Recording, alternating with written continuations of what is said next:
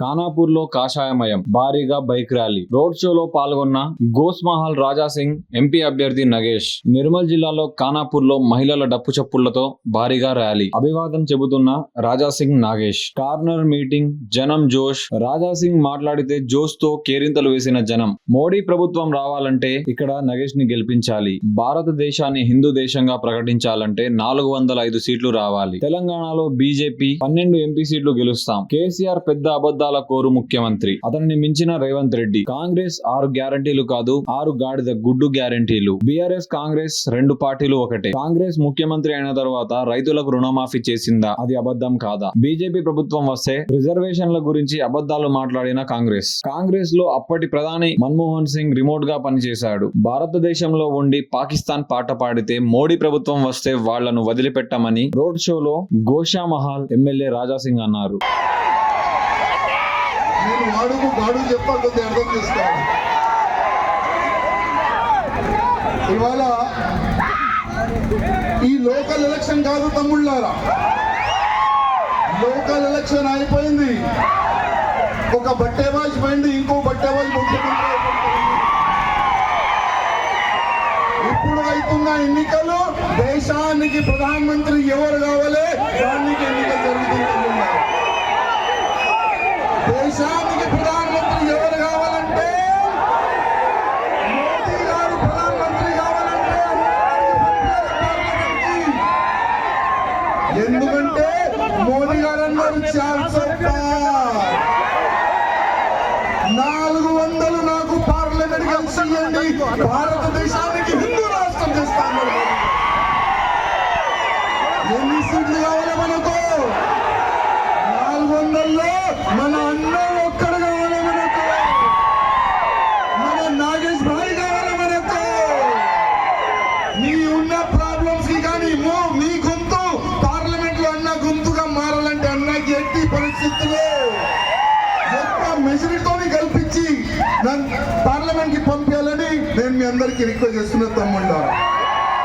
ఇవాళ మీ ముందు 3 పార్టీలు ఉన్నాయి. 3 పార్టీలు BJP, BRS, Congress. BRS Congress ఒక్కటైపోయింది. ఇప్పుడు బీఆర్ఎస్ వాళ్ళు ఎక్కడైనా కనబడుతున్నారా? బీజేపీ కనబడుతుంది నాకైతే. కానీ ఇవాళ మనం లైట్ గా తీసుకోవద్దు తమ్ముళ్ళారా.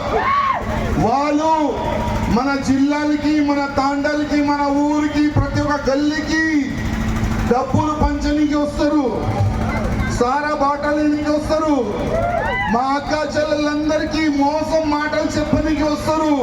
కానీ ఒక్క మాట యాద పెట్టుకుని మళ్ళొక్కసారి డిమాండ్ చేస్తున్నా, ఇది లోకల్ ఎలక్షన్ కాదు, ఇది పార్లమెంట్ ఎలక్షన్. దేశానికి ప్రధానమంత్రి ఎవరు కావాలి, దానికి ఎలక్షన్ జరుగుతుంది. కొద్దిగా ఆలోచన చేసి మీరు ఓటు వేయాలని నేను మీ అందరికీ రిక్వెస్ట్ చేస్తున్నా అక్క చెల్లెల్లారా. ఇవాళ ఇదే రేవంత్ రెడ్డి 6 గ్యారెంటీలు మోస గ్యారెంటీలు, గాడిది గుడ్డు గ్యారెంటీలు. గాడిది గుడ్డు అయితే మేమైతే చూడలే, రేవంత్ రెడ్డి ఎక్కడ చూసి మాకైతే అర్థమవుతుంది.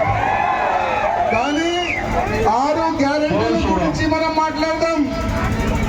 ఎలక్షన్ ముందు ఏమన్నాడైనా, మేము ముఖ్యమంత్రి అయిన తర్వాత, మా గవర్నమెంట్ తెలంగాణ వచ్చిన తర్వాత మేము మన రైతులకి 2 లక్షలు రుణమాఫీ చేస్తా అన్నాడు. చేసిండా? అదేవిధంగా మన రైతు బంధు కింద 16,000 రూపాయలు ఇస్తా అన్నాడు. ఇచ్చిండా?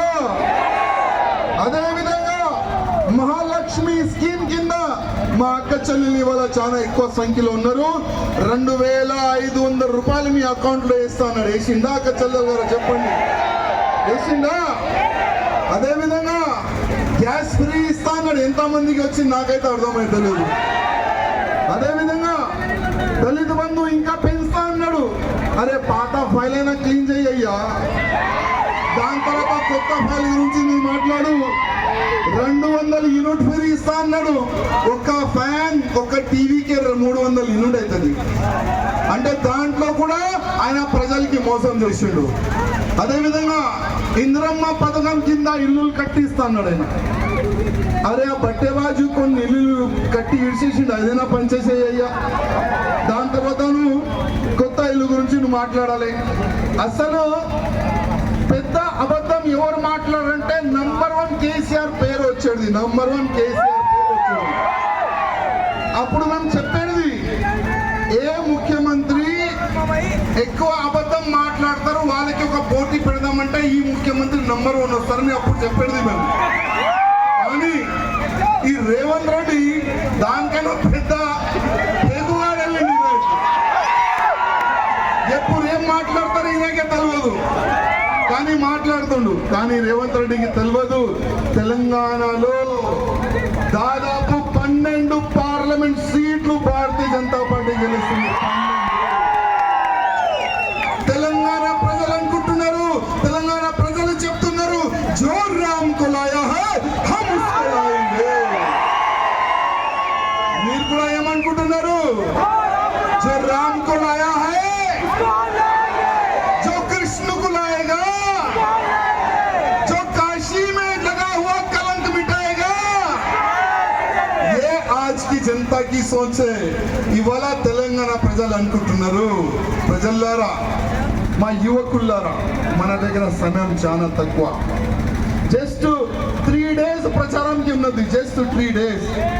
ఈ 3 డేస్ లో మీరు ఏ విధంగా ప్రచారం చేస్తారు చెయ్యండి, కానీ ఒక్క మాట యాద పెట్టుకోండి, ఎట్టి పరిస్థితిలో ఒక్క ఓటు కూడా వేస్ట్ కాకుండా అది చూడే బాధ్యత అది మీది ఉంటుంది.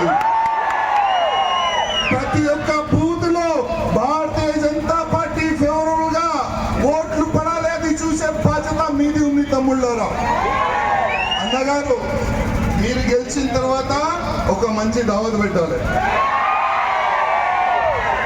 ఆ దావత్లో ఏ బూత్ లో ఎక్కువ ఓటు బీజేపీకి పడింది ఆ కార్యకర్తకి నా నుంచి సమానం చెప్పాలి. ఆ కార్యకర్తకి నేను సమానం చేస్తా. దీనికి పోటీ అంటారు. ఏమంటారు దీనికి?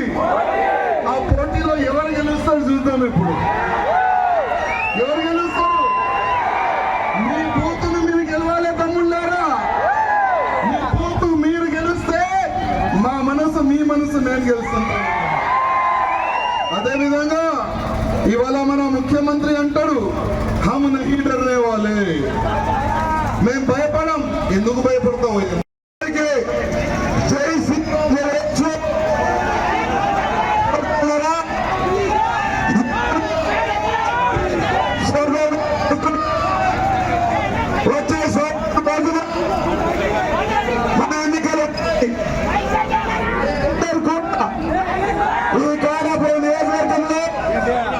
రైతాంగం అదే మాదిరిగా రాజకీయమైనటువంటి చైతన్యమైనటువంటి ఖానాపూర్ నియోజకవర్గం, ఖానాపూర్ ఈ ప్రాంతంలో కష్టపడి రైతాంగం రాజకీయమైనటువంటి ఈ ప్రాంతంలో ఈ దేశంలో ఏం జరుగుతుందో ప్రతి ఇంట్లో చూస్తా ఉన్నారు. వీళ్ళందరూ కూడా చర్చిస్తా ఉన్నారు. ఈ దేశానికి మళ్ళీ ఒకసారి ప్రధానమంత్రి ఎవరు కావాలో, ఎవరు కావాలి, ఎవరు కావాలి, మన ప్రధానమంత్రి ఎవరు కావాలి. అందుకోసం ఈ ప్రాంతంలో 2 పంటలు పండించి నీటి వాళ్ళకి అన్ని విధాలుగా వ్యవసాయం ఆదుకునే భారతీయ జనతా పార్టీ పక్షాన మీరందరూ కూడా నన్ను నిండు మనసుతో ఆశీర్వదించండి. మోడీ గారి నాయకత్వాన్ని